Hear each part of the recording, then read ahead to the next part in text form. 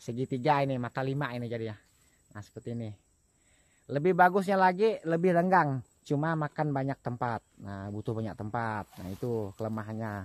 Cuma makin renggang makin bagus. Nah lalu ada teman-teman yang mengeluh kepada saya. Jadi dia bertanya, "Bang, kenapa bibit saya tidak mau membuka alias tegak?" Nah ya, tegak lurus.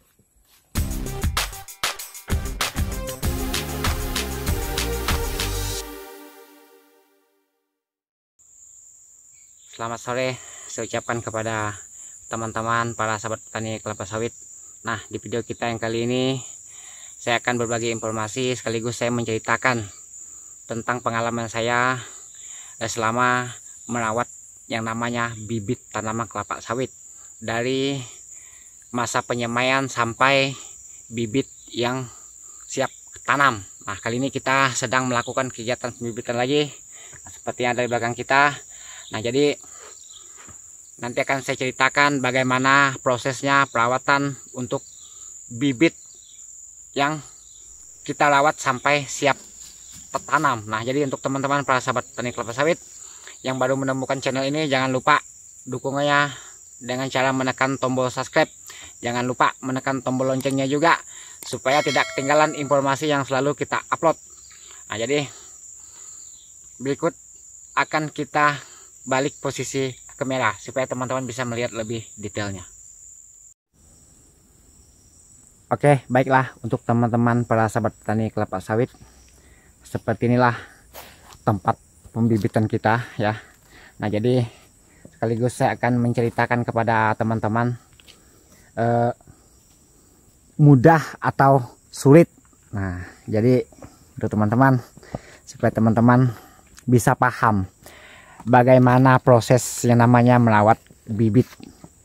Nah yang pertama, proses pembibitnya itu kelihatannya mudah tetapi itu sangat rumit.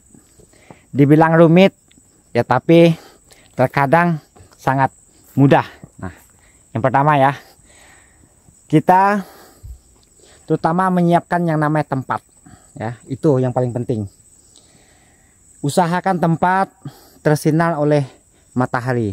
Nah, seperti yang kita punya ya, karena sebelumnya kita pernah melakukan pembibitan tidak ada lokasi, tidak ada tempat, sehingga hasil bibit yang kita rawat itu kurang maksimal, tidak sesuai seperti yang kita harapkan. Nah ya, yang pertama itu. Yang kedua, ini jarak. Nah ini sangat penting. Walaupun tidak sejajar, cuma jaraknya itu usahakan lebih renggang. Nah jadi ukurnya berapa bang? Nah, nanti akan saya jelaskan ukurnya berapa. Nah kalau untuk yang ada di sekitar sini, ini kan tergantung kita butuh berapa bulan. Nah ya, kalau misalnya kita hanya butuh 8 bulan dan 9 bulan waktu perawatannya, sekurang-kurangnya itu kalau menurut kita ya yang sudah kita lakukan biasanya itu 50 cm sudah cukup. Nah 50 cm persegi 4 atau 50 cm persegi 3. Nah jadi kalau untuk ukur rumusnya itu memang saya kurang paham ya.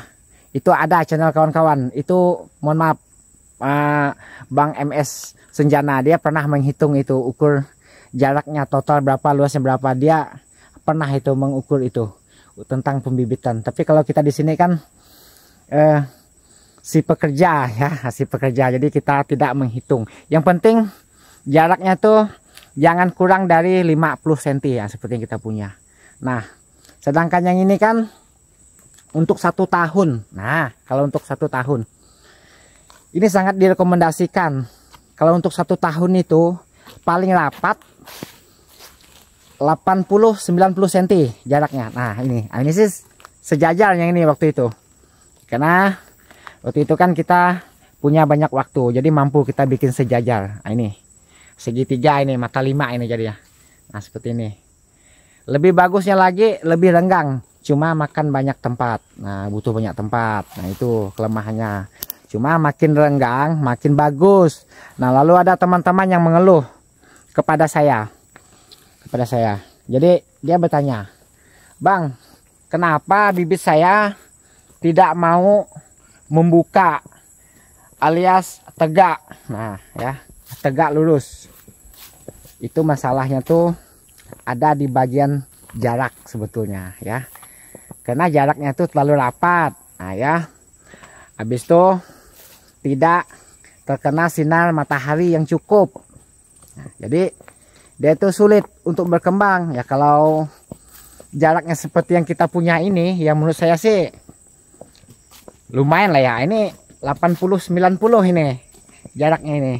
Ya ada juga sih yang 80-80 ini ada. Ya karena kita kan melakukannya dikerjakan sendiri ya, tidak memakai tenaga ahli dan tenaga khusus. Jadi ya seberapa bisanya kita buat ya sudah semampunya kita aja ya, karena ini jumlah kan lumayan banyak. Nah, jadi seperti ini contohnya ya. Nah, yang ketiga ya, air. Nah, yang paling penting itu air. Usahakan air itu cukup. Jadi di saat kita melakukan penyiraman, bibit kita ini tidak kekeringan. Nah, karena bibit itu paling takutnya namanya kering ya, kurang air. Dia ya kalau menurut petunjuknya sih 2 liter per hari ya, cuma kan ya kalau untuk punya kita ini sih seadanya, yang penting ada basah aja udah cukup ya. Karena ini kita lakukan seminggu 3 kali biasanya penyiraman ketika tidak ada hujan. Tapi kalau ada hujan biasanya tidak kita siram. Nah, jadi apa pentingnya Bang dibikin jalur lurus seperti itu? Nah, pentingnya ya, sebenarnya acak-acak pun tidak masalah. Cuma ketika waktu kita memupuknya ya, dan ketika kita memasang selang ini ya, pipa penyiraman ini agak sulit nantinya. Nah, itu kelemahannya kalau tidak disusun rapi. Nah, kayak ini kan rapi nih susunnya, seperti ini berbaris. Ini pakai pakai tali waktu itu. Ada juga yang pakai kayu. Nah, yang udah tumbuhnya seperti itu. Nah, yuk kita lihat supaya teman-teman bisa melihat contoh yang sudah siap tanam. Itu sisanya, sisa yang kita tanam waktu itu. Nah, tapi mohon maaf ya, saya di sini tidak jualan bibit ya. Ini yang saya buat ini sebagian ada yang dimiliki orang. Nah, ini ada kawan minta ceritanya. Jadi sekaligus saya bikin banyak-banyak ya. Ini udah di booking juga ini, cuma kita tidak berjualan, mohon maaf. Ini takut ada kawan yang minta beli ya, mohon maaf sekali. Ini untuk kita pakai masalahnya. Nah, seperti ini contoh yang sudah siap tanam ini. Ini 1 tahun nih umurnya seperti ini. Nah, ini yang namanya berjarak 80-90 tadi, bahkan ini 1 meter ya.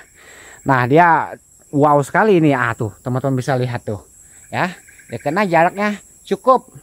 Nah, ini pun hampir mepet ini. Nah ya, cuma ya cukup lah ya seperti ini. Nah, jadi usahakan jarak itu paling penting. Lalu ada yang bertanya, Bang, kalau tempat sempit bagaimana Bang? Ya itu ya, kita pasrah aja ya, paling dia tegak lurus nanti.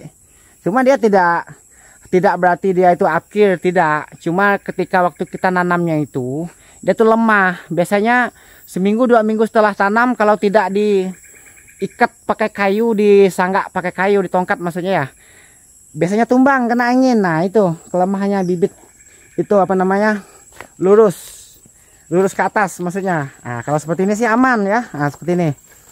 Nah, kalau menurut kita sih udah oke lah nih, siap tanam ini.